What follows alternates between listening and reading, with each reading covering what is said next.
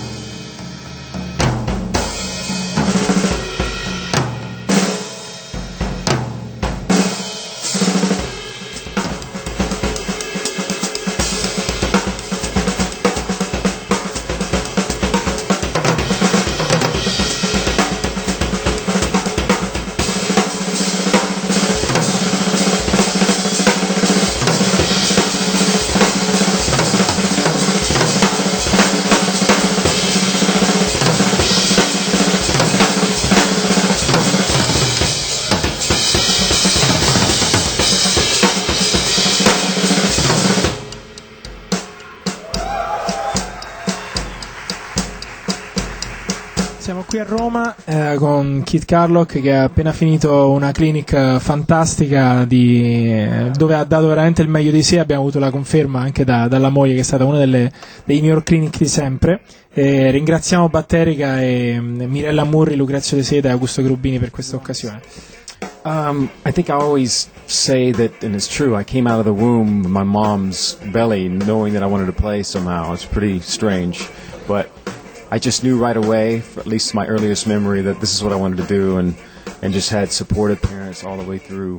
You know, once I got old enough and started playing, probably around 5 years old, I got my first kit and, you know, stayed with it.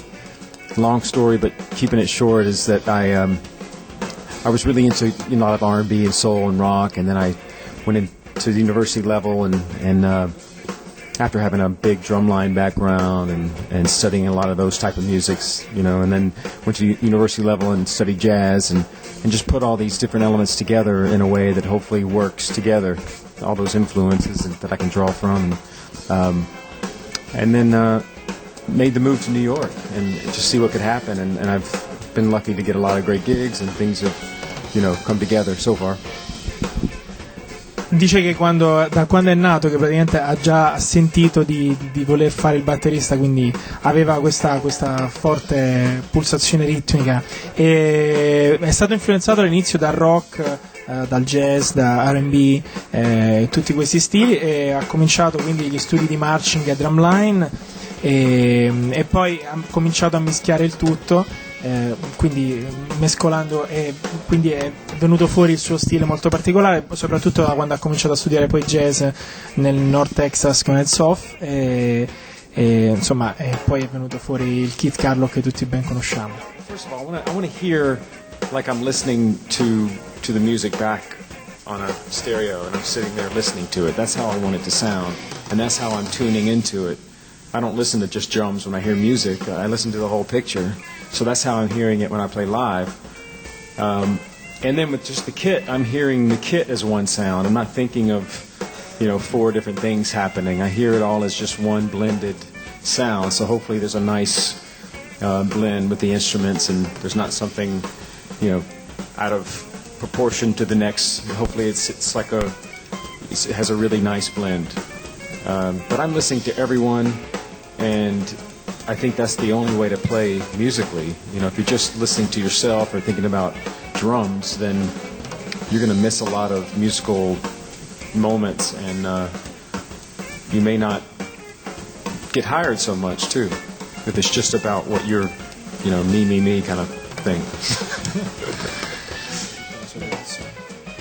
So when I went to school in the university level, I went to a place in Texas, North Texas State. It's really kind of a renowned jazz school in the U.S.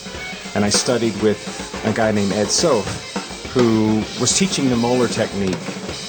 And that's kind of the influence that I took. I took from that Moeller technique, and it kind of morphed into my own version of it. It's not exactly correct, but the idea is the same.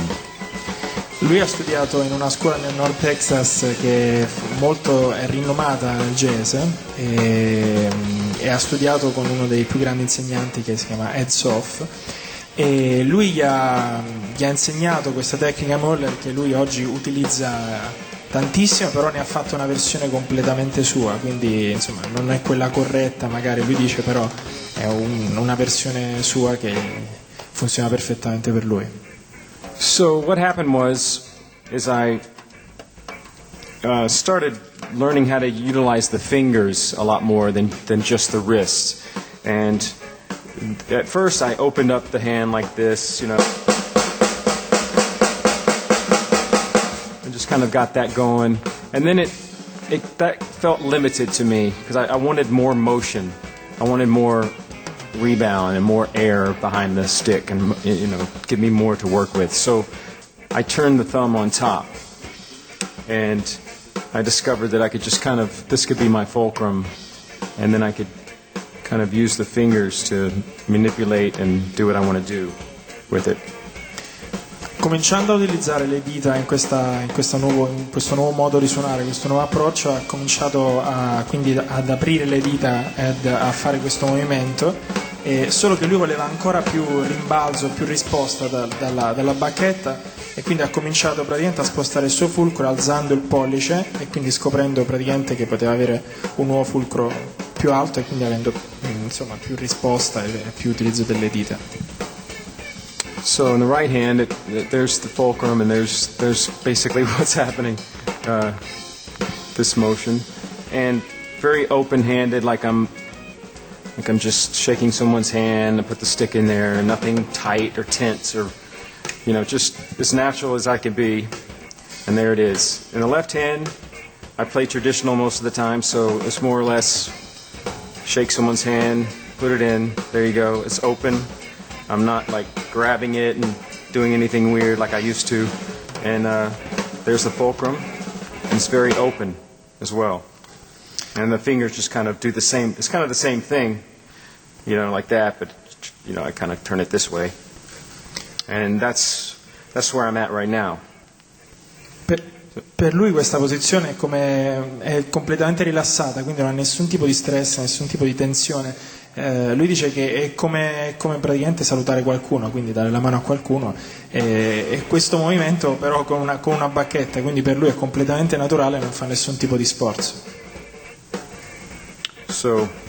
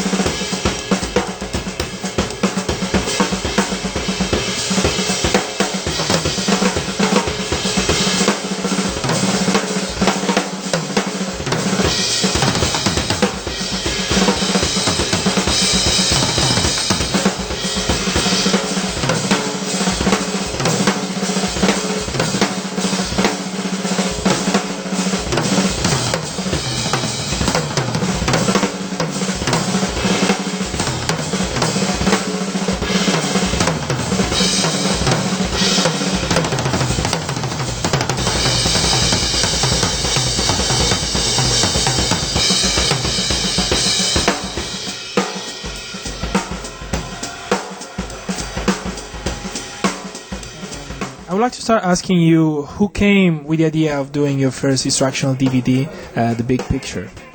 Rob Wallace and Paul Siegel, who are the partners at Hudson Music, approached me about doing it probably 2 years ago, and we, with both of our busy schedules, me touring and them being busy doing so many different projects, we finally made it happen last year, the beginning of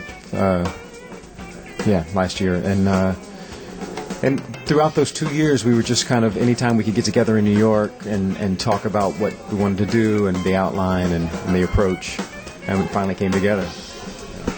Beh, è stata dura perché con tutti gli impegni suoi e con gli impegni di Rob Wallace e Paul Siegel della Hudson Music, che sono i partner di i produttori di questo DVD splendido, e ogni momento buono in New York, insomma, per incontrarsi si sono visti e hanno parlato di cosa poteva essere interessante da trattare in un DVD del genere. Quindi alla fine ce l'hanno fatta e all'inizio dell'anno scorso è stato fatto questo DVD. If you're hitting so hard, it chokes the drums, they don't sound as good, and you probably get more tired, and it's not always necessary to feel like you have to pound all the way through the show.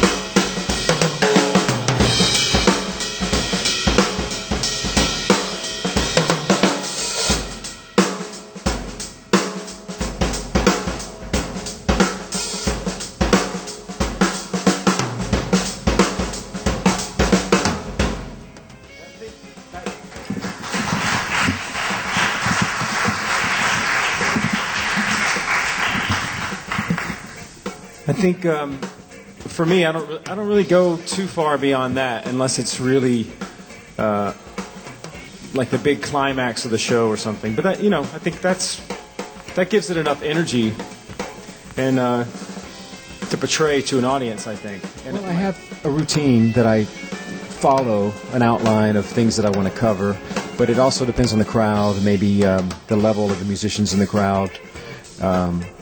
But generally, I stick to the same outline and talk about things that I get asked a lot and throughout the years, and things that have really been helpful to me and important for me to become a better player and to hopefully motivate people to try some different ideas that maybe they haven't thought about. This DVD I just put out with Hudson Music. There's 2 DVDs. It's about 5 hours of instruction, and there's a lot of things that have to do with Steely Dan, and Rudder, the band that I'm with now in Europe, and also Wayne Krantz Trio is on the second disc, playing in the studio and talking about how we approach that music. So there's a lot. That's an important question. I think it's important to know the reason you're doing it, which is, for all of us that started playing, is to have fun and to have something that makes you feel like you are getting away from your day, or you're expressing yourself in a way that's just fun. It's not you're not thinking too much, but you are just having the time of your life playing, and that should never go away. And I think beyond being a beginner and going through lots of studies and checking out lots of music and getting your playing together, it'd be just to find something unique about yourself that makes you a little different. Try to find your own voice and not copy your favorite players, too much. Get influences and things that you like about it, but try to find something that's unique and that you can give to someone's music or your own music.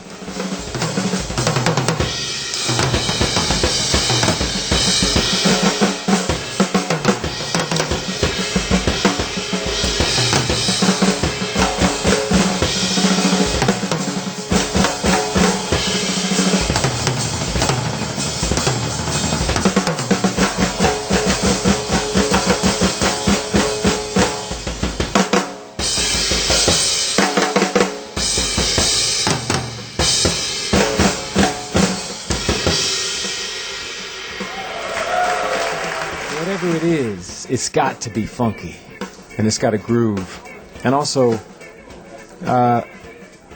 learn to not play from your head so much, and let your inhibitions go, and play from the soul, from the heart, and with emotion and passion, and all the things you Italians are so amazing at anyway. It shouldn't be that hard. Yes. Quindi dà come consiglio quello di suonare tutto quello che è funky con groove e di cercare di tirar fuori la passione, quindi proprio la gioia di dover suonare, cosa che lui dice giustamente a noi italiani la passione non manca, quindi quella dobbiamo mettere nel modo in cui suoniamo, nel modo in cui affrontiamo tutte le cose. And thanks for listening, Planet Drum, and it's an honor to be here in beautiful Italy, beautiful Rome, and we'll see you next time. Thank you very much. Thank you. Grazie. While I'm thinking about it, I just want to thank Yamaha Drums and Zildjian, Remo, and Rico Tip, who have supported me throughout the years. I'm very proud to play these instruments. And again, Gianluca, for being such a great translator. Thank you, sir. Thanks to you.